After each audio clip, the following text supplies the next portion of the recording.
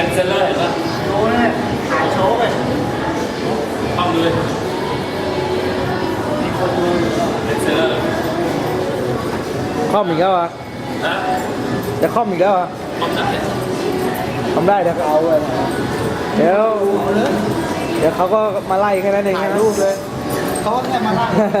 แต่พอเราเดินไปเขาก็ด่า เอาทำไม่ได้ไม่ได้